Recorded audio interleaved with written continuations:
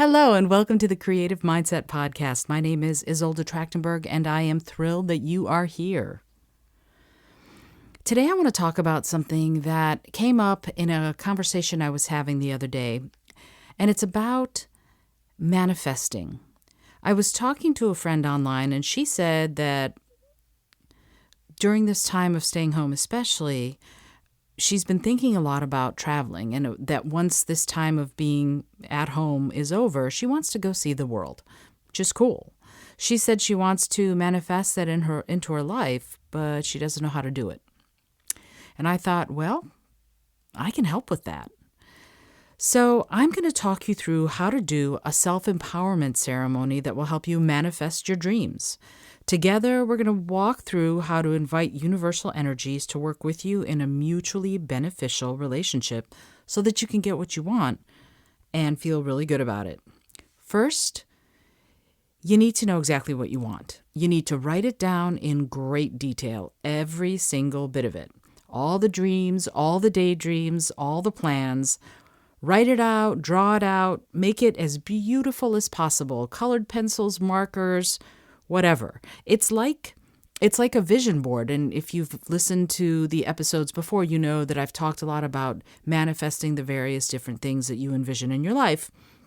But those are different. But this thing is one specific thing that you want to manifest. So you're going to cut out magazine photos and, like I said, use beautiful colors. Do whatever you need to do to make it visually totally gorgeous for you. And you're going to need to figure out something that represents your clarity, your analytical mind, and your ability to plan. So find something that represents that for you.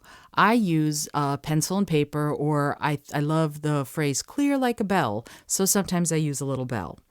Then you're going to need to find something that represents your emotional heart, something that will talk about your emotions or speak to you about your emotions. I generally use a cup of water, for example, because it is all about the flow of emotion. And if you know my book, Life Elements, this might sound a little familiar to you because this is looking at those alchemical ancient elements and looking at them from the perspective of working with those universal energies, just like people 1,000 years ago did.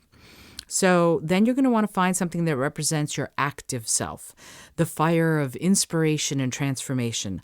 I always use a candle because that's what works for me. If you use something else for this, you're going to want to have a candle handy anyway, but or a candle and a lighter.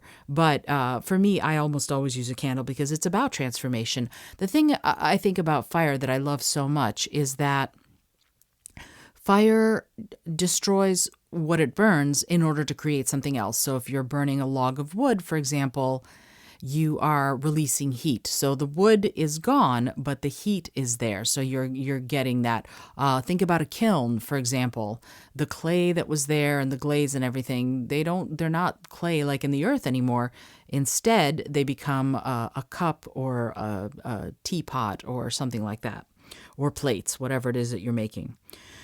Then you're going to want to figure out last what makes you feel stable and secure, something that gives you a solid foundation that you can work from. I always use a rock that I found in Maine. It's big and it's round and it's very sturdy feeling. But other things might work for you, and you should do what works for you. Okay, so then you're going to want to sit down with your beautiful piece of decorated paper that has your vision, that thing that you want to bring into your life. And by the way, that could be, I want to travel, or I want a new job, or I want to build confidence, or I want to write a book, or there are any number of different things that you could be trying to manifest in your life.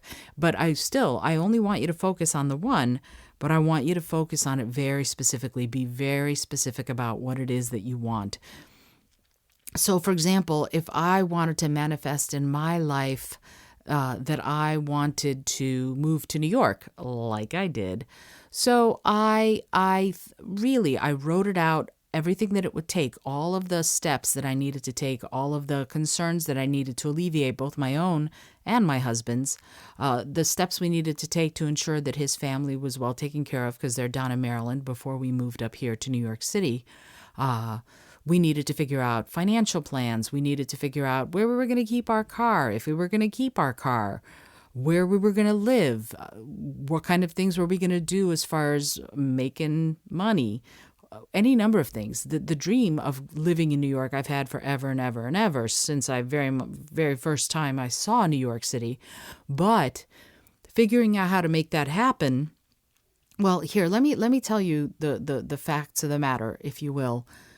I first saw New York City when we were immigrating to the USA and our plane was arriving. I first saw New York and I went, I am in love, right? So I was completely in love with New York from just seeing the skyline when I was 7 years old, when our plane was landing at JFK. And I knew that I wanted to live here. And I knew every time I came here to visit my grandmother, who did get placed she got placed in the Upper West Side. We got placed in Detroit. Go figure. Anyway, every time I came here, when I was a kid and when I was in college, when friends of mine and I used to come here, I used to dream of living here in New York. And so I kept that as part of my goals, if you will. But for a long time, I lived down in D.C. I met my husband. I moved to D.C. because after college, I had a job in New York lined up. I had an apartment in New York lined up, and then I lost both of them on the same day, and I had $23 to my name, and I called my dear friend, and I went, honey, can I come stay with you for a few days while I figure out what to do? And he was in D.C., so I used the last of my $23 to go down to D.C. to find a place to stay and to figure out what I needed to do. And I never left, or at least I didn't leave until this past June. So that took many, many years to happen. But it's not like I stopped envisioning it. I just wasn't working on it as carefully as I could have been, because I did things like meet my husband in my 20s and fall in love. And, we built a home there and we have delightful and wonderful friends there. So it wasn't like I was like, la, la, la. New York was always in the back of my mind, but it wasn't front and center. It wasn't until I made it front and center and decided to do this ceremony to manifest moving to New York that actually started happening. So not this past August, but the previous August, I did this ceremony. And then by June, we were in New York, and here we are, and here we are going to stay. So now I'm going to tell you what to do once you have your gathered objects, and once you have that beautiful, written out, beautiful thing that you want to manifest. Figure out what it is. And of course, you want it to be something that's good for you and good for all, right? You don't want it to be something like I want to beat someone at something, but rather that I want to bring something to myself. Always remember that when you're manifesting things, you're manifesting joy and happiness through what it is that you're trying to achieve, rather than anyone else's heartache or misery. Okay. So sit in front of the objects and your list of what you want to bring into your life. And if you used a candle for your active self, go ahead and light it now. If you didn't, then, if you didn't use a candle for your active self, go ahead and light it now. And if you did, then wait. Okay, so now you're going to say the following words sitting in front of your objects. And I want you to really feel them as you say them. Don't just speak them. For example, look at the first object and focus on it. Get into the feeling of what it means to be really analytical, a really good planner, and why this object brings up clarity and planning for you. What is it about this object that evokes going from step A to step B and moving methodically through a plan until you reach the finish line? So really get that into your body, even, like really think about it. And then when you have it really firmly in your mind and in your heart, say the following words. And by the way, I am going to write all this up and give it to you so that you have it. It's going to be in the show notes. Okay. So when you have it firmly in your mind, I want you to say the following words. By this object of planning and clarity, I will think through the steps to making my dream come true. I work with the beneficial energies of the universe to bring my dream to life. Then I'm going to ask you to promise yourself that you will make the plan to manifest your goal. Like really figure out all of the steps that it's going to take to make it happen. all the things you're going to need to work on, all the things you're going to need to do, to say, the people you're going to need to talk to, all of it. Figure that plan out. Then you're going to move to the next object, which is the emotion. And you're going to focus on that emotional object and really focus on the feelings you have about wanting to manifest what you're trying to manifest. Really get into that heart space of really desiring it. And when you have it firmly in your mind and in your heart, I want you to say the following words. By this object of emotion and the flowing waters of life, I will feel and heal and accept this gift with joy and gratitude. I work with the beneficial energies of the universe to bring my dream to life. Then, promise yourself that you're going to stay in touch with your feelings and not become impulsive as you manifest your goal. And the same, by the way, goes for that other object. You're going to promise yourself that you're going to make that plan also. So you're making the plan, and you're also going to really, really, really work on the gratitude and staying in touch with your feelings around this whole goal that you're trying to manifest. Now you're going to move to the object that represents your wishes, your passions, and your will to act. And you're going to really get into that. I'm ready to start working on it. I'm chomping at the bit, as they say.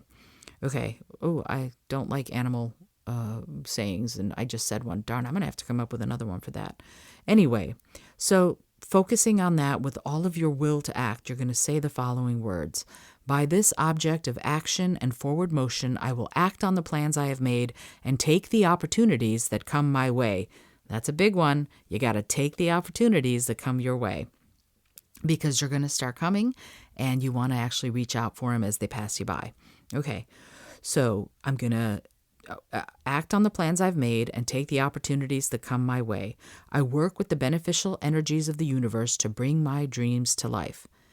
Now, promise yourself that you're going to take action towards your goal every day as you manifest your dream. You're going to have to do something every single day. It might be tiny, it might be infinitesimal, but you're still going to do something because you're constantly working with the universal energy, but also with your own conscious and subconscious energies to make that dream become a reality. And now you're going to move to the object that represents stability to you. And you're going to say, first get into that space of really feeling centered, and you might want to breathe deeply and really get into that space of being gentle with yourself, but also being rooted in the knowledge that you have a stable foundation to go for that dream.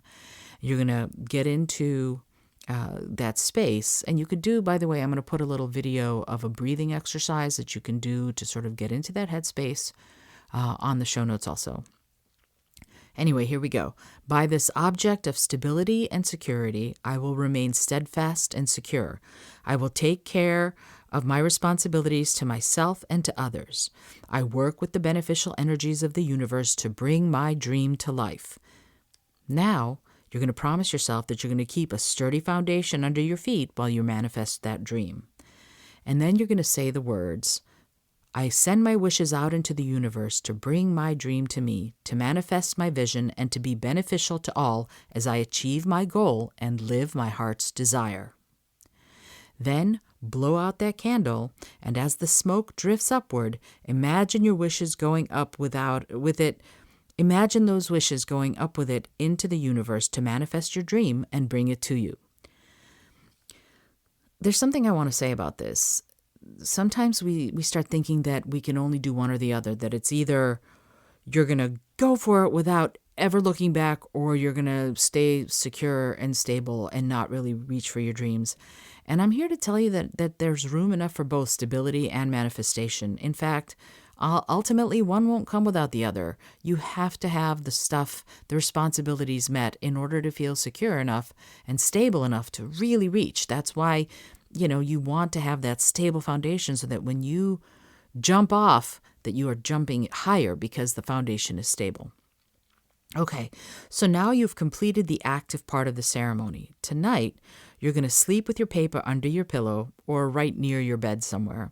And tomorrow morning, you're going to place it in a spot you can see every single day. It's going to be dogged pursuit, right? You don't wish for something and then just la la la, someone will bring it to me. That's really not how it works.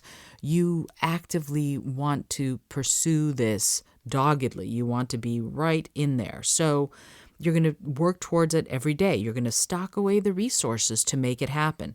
If you want money for travel, like my friend does, then every single day, perhaps it's just the change you get at the store.